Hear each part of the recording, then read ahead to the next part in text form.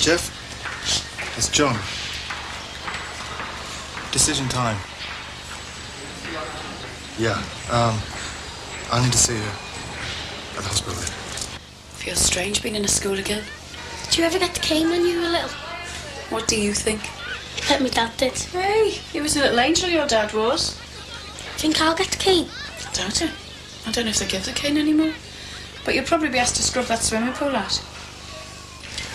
Any sign? They're on their way. Good. How soon would this transplant take place? Apparently, there's a possible recipient in Leeds. If Laura's parents say yes, the liver could be in a helicopter and on its way by 4:35 o'clock. They'd have the recipient prepared for surgery by then, and with a bit of luck, a full theatre team on standby. It takes quite a lot of coordination. Seems incredible, doesn't it? All for just a little piece of a body. Seems incredible to the recipient. But can you imagine how they feel? It's a life to them. Do you think they'll agree? I don't know. Do you want me to leave you alone with them to begin with? Yeah, I prefer it if you did. Yeah. Can you just be careful not to twist their arm, you know, make them feel guilty for having doubts. It's a difficult time for parents. Who isn't it difficult for? We're luckier, I suppose.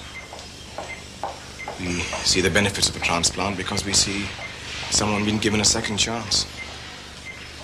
We see it as a kind of new beginning. Perhaps you could try and help them look at it in that way. I need to grab a bite. If you get a chance when they come, just to confirm everything officially, you know, I think they'd take it better coming from you. Of course. Just get the desk to beat me, okay? I won't be long.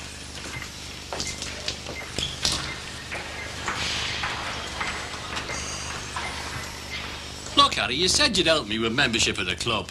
You're past helping you. Ah, come on, you said you would. This committee meeting tomorrow, what are they going to ask me? Well, it depends who's on the committee. I mean, they all have their own likes and dislikes. They can be very funny, these people on committees, you know. And they can be two-faced as well. Well, who's going to be there? Then I'll know who to watch. I'm not sure. Mr. Parkins will be the chairman.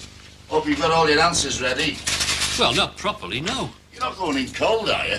Not completely cold. Ralph, these are ex-military men. They've got trained minds, plans of attack, strategies, interrogation methods. Well, they'll be prepared then, won't they? Well, get cracking if I were you. Do you think we could have a trial run at tea time? Oh, fair enough. But hey, a word to the wise. Don't mention those ancestors of yours. You know, the ones that got shipped to Australia.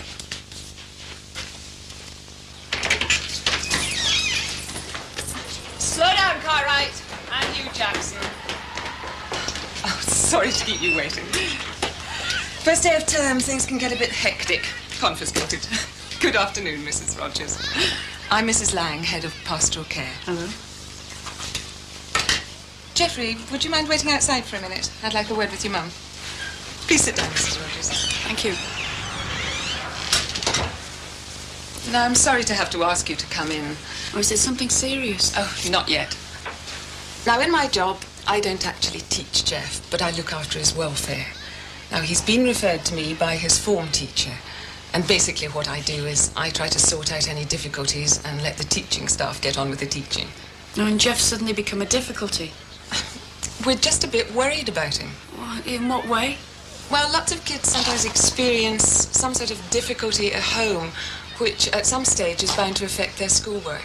I wasn't aware there was any difficulty at home. Well, I believe you've just moved house? Mm-hmm. Yes, well, moving house sometimes has an unsettling effect on a child. But Jeffrey seems to think he's come off rather well out of the move. Well, we were living before it was too small, really, so for a long time Jeff didn't have a room of his own. Well, you see, that's the sort of thing that might come under the heading of difficulties at home. Oh, I see. I thought you meant we were beating him up or something. Oh, not at all, no. In that sort of situation, we tend to pick up the signals much more quickly. But with a case like Jeff's, you notice things much more slowly. So what exactly has been happening at school? Well, really, it's what's not been happening. He's not doing well with his work at all. And then when he is in the classes, he's not behaving himself. But there's no harm in him, though, is there? No, not really. But the further he gets behind with his work, the harder it's going to be for him to keep up. Now, the harder it is for him to keep up, the more he invents ways to distract himself. Now, that's all right if he's by himself, but when he's in a class full of kids, that amounts to disruptive behaviour. I don't understand. One minute they tell us she's already dead, and the next he tells us she can die in our arms in a couple of hours. I don't understand. Okay. It's difficult, I know. But if they diagnose she's already dead, and then they operate for a transplant, and then she's brought back to us to die, it means she'll have died twice. It must do. I'll be with you as soon as I can. Mr. Wright, the tests we have done show that there is no activity in Laura's brain. She is what we call brain dead. At the moment, the ventilator is allowing the organs in Laura's body to function. But that is all. There is, I'm afraid, no life in any sense of the word. That is why I've asked permission to switch off the ventilator. If you decide to allow an organ to be donated, she will be kept on the ventilator until after the operation. I'll leave you to discuss it, if you excuse me. You see, there's nothing more we can do for Laura. You do everything, though, don't you, for your children? I know what you mean. The worst thing about all this is that it's out of your control, isn't it? Can't protect her anymore. It's in the doctor's hands now. Oh, I trust them, John. It's not that I don't trust them. They've done their best for Laura. And it's not their fault they failed. The thing is, there are other patients they want to do the best for. So Laura dies, but at the same time she can renew somebody else's life. How could she die in our arms, John? As I said, after the operation she'd still be on the ventilator. So that's when we could spend the last few moments with her. She should go peacefully, though. We want that, don't we? Should have felt no pain. But we should be able to remember as she was, not all cut up and emptied out. She'll look exactly as she looks now. She'll not look any different. Am I wrong, Dot? I don't know. She should at least be able to go to the grave as perfect as the day she was born. That's the problem, John. She's still our baby, really. I know. But when she was born, the first thing they tell you, she's perfect. And then you look at her and you hold her. And she's more perfect than you deserve. And now...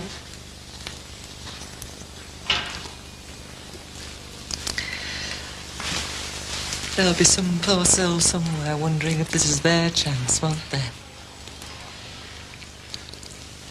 We can't condemn two souls, can we? Mr. Perry says you like games. Yeah. Yes. Yes, miss. And he says he never notices any signs of sickness or fatigue during the PE sessions. I don't think you've got any recorded absences on games days. Or is it one? Ah, yes, you had one on the last day of term. Oh, well, at least that rules you out of the paint in the swimming pool business. Yes, games seems to be graced with your presence more than any of the others. Are you saying Jeff's been missing lessons? Oh, not just single lessons. No, I was just wondering if there was a pattern to these absences. Did Mr. Paddy say I might get in the team, miss? Yes, he did. Well done. But being in the team is only part of being at school. How many lessons has Jeff missed? Oh, well, quite a number, really. I mean, if he is sick, of course, there's nothing we can do about that. But one of the suggestions I was going to make to you today is that for the next term at least, every time Jeff requires time off school, if you could produce a doctor's note. Well, what's wrong with a note from me? Well, after last term, the notes from you became so frequent that that's why the case got referred to me. I think I've got them all here somewhere. Look, don't get me wrong, Doctor. Don't get me wrong. We admire your skills. We admire what you can all do today. But to Laura, to our Laura, that makes it difficult. I know that. But then you have to look at it the other way round, don't you? Suppose we'd been waiting on someone else's offer to save Laura's life.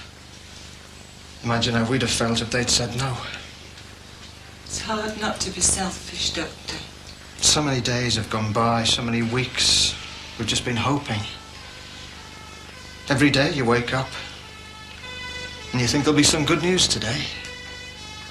It's hard to be so final. It's hard to be so definite. You just can't bring yourself to say it, can you? I think we've got to find it in ourselves to say it, Jeff. I think we've got a duty to Laura. We should do what she wanted. She never had the chance to bear a child. She never had a chance to give life herself. If it'd been her wish, we wouldn't have stood against her, would we? We wouldn't even have thought of it. If you think about her, she loved all of us. She would have stood by us. That girl grew inside me, John. And whatever they take out of Laura grew inside me. It's part of me. She was our little girl. And this is her chance, really, isn't it? To bear life in some way. It's the gift of life, isn't it? Yes. May we go ahead?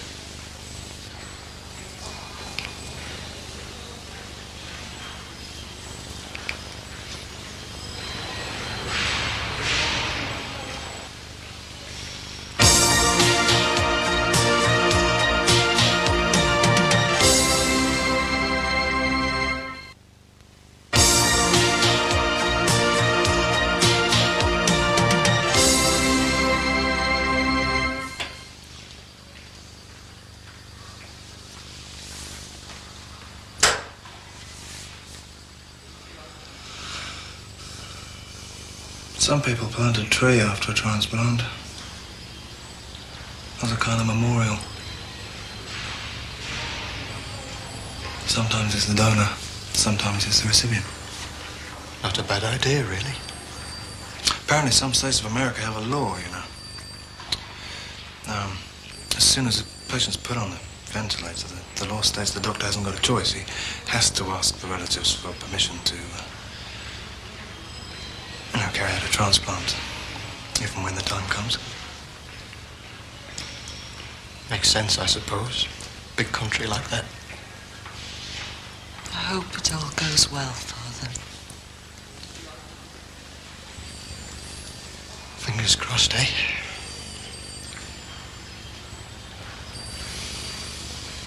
Yeah, OK, I'll tell him when he comes back. Oh, hang on, he's just come in. You can tell him yourself. Hello? Hello, hello? You sound like a parrot. You've just missed him. Missed who? Mr. Parkinson. Oh, aye. Put the kettle on, will you, and make a cup of tea? I'm freezing. And I brought some crumpets. I've got to pass on a message. Go on, then. Well, he said, due to a shortage of long-standing members, the committee have decided to ask you if you'll sit on a membership panel. See, Ralph, the cream always rises to the top. When do they want me? Well, he said tomorrow if it was convenient. Convenient? I'd be a fool to turn that down. That's the first step to becoming a full member on the committee. I presume tomorrow means the committee I'll be up in front of. It certainly does. Oh, well, that's good, because at least there'll be one friendly face in the room. Are you suggesting I get up to some shenanigans just because I know you? No, I'm just suggesting you'd know what questions to ask me. You're asking an elected member of the membership committee to abuse their trust in me. Not exactly, no. I might even have to declare a vested interest, never mind trying to cheat you in. No, I won't have to cheat me way in, will I? Look, the only reason they've asked you to sit on a panel is because it hasn't sat for so long, half the original members have popped off. You'd better show a bit more respect than that tomorrow. Look, they can't turn a new member down, can they? They must be desperate. I don't know about desperate for new members. I'm desperate for a cup of tea. Oh, don't look at me, mate. I'm frozen to the bone. I'd like nothing better than to make you a nice hot cup of tea, Harry. And under normal circumstances, I would. But I can't now, because you're one of tomorrow's interviewers. I'd hate to spoil me chances. Well, who wrote the notes then? One of his mates. And he must have deliberately smudged the attendance record on his report as well. Sly little sod. Where is he? Up in his room. He better get down here now. Hey, now hang on. He knows you're home. Won't do him any harm to stew up there for a few minutes. And the waiting will be worse than anything you can say to him. Did you know he was second school? A bit, yeah. Why didn't you tell us? I didn't think it'd last. Well, you were wrong, weren't you? Oh, it's none of my business anyway. He's your brother, isn't he? Go and get him. Oh, sit down, love. Frank, Sammy's old enough to make up her mind about most things. You can't expect the girl to get it right every time.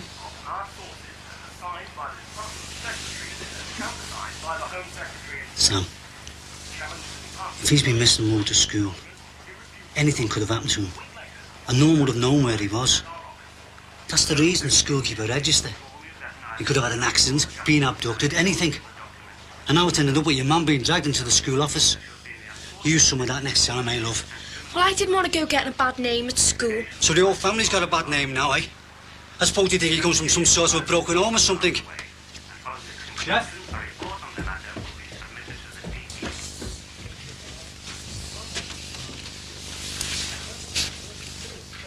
You've let your mum down, you know that, don't you?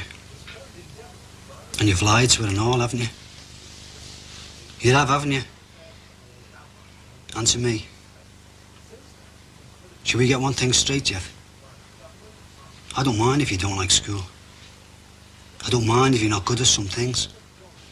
I don't really mind that you've been sagging off. But what I do mind is that you kept it all to yourself. And what I don't like is that you lied to me and your mum. You should have told us the minute something was wrong.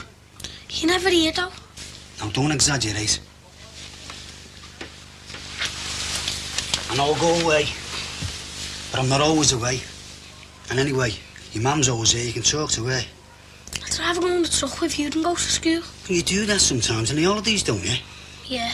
Well, don't be greedy. Anyway, we might be able to have a proper holiday soon. We're all a family for a change. Including the girls? Oh, including the girls, yeah. Can I stay here? What? By yourself? With all the masked men and ghosts running about this place? Oh, come on. You tell me what's been happening at school. I keep getting picked on. Who by? The big lads? No, the teachers. Oh, why? For no reason, I suppose. No, they just keep on picking at me. Why? Don't know. Well, he must be picking on you for something. Now, you've got to sort yourself out, Jeff. Do you know what I'm going to do now? Hey? I'm going to go downstairs and I'm going to have a big plate of shepherd's pie. And do you know what you're going to do? You're going to sit up here and you're going to work out why some of the teachers might be getting on your back. And you can start by thinking about a swimming pool full of red paint. Can I go down for me tea? After what you put your mum through today, straight into bed, no moans and no tea. All right, Dad, I'm hungry. Bed, I said.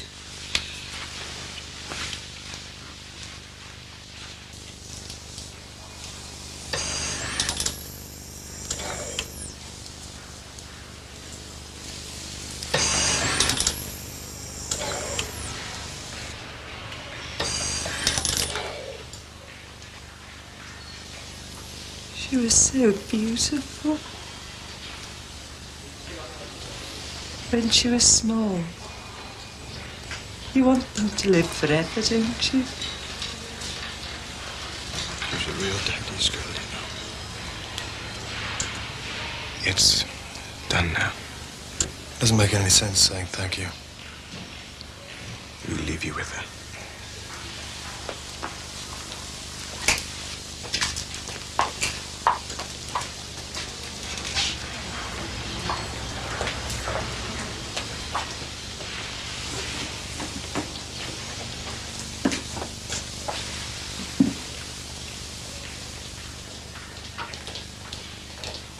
God bless Laura, love.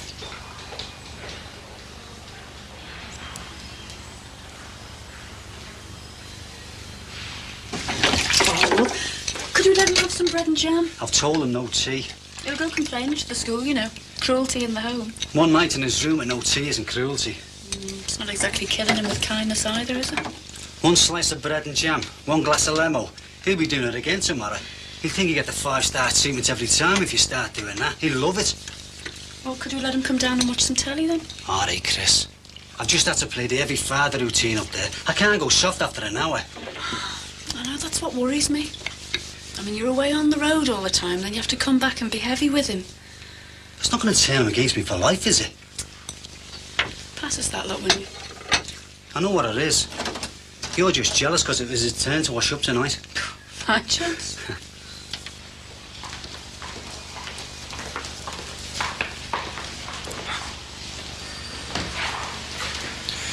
Did they get back to you? Just now. And the news is good from there. No rejection or anything? Well, it's too early to know that for sure, but all the signs are positive. Everything seems to have been worth it then. Seems so. Well, I'm glad you know. I didn't think I'd want to know, but I'm very pleased. We're quite relieved as well in our own quiet way. Do you sign for things on the way out?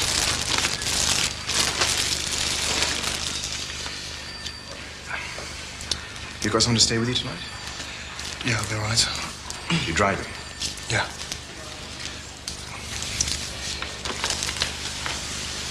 Be careful, huh?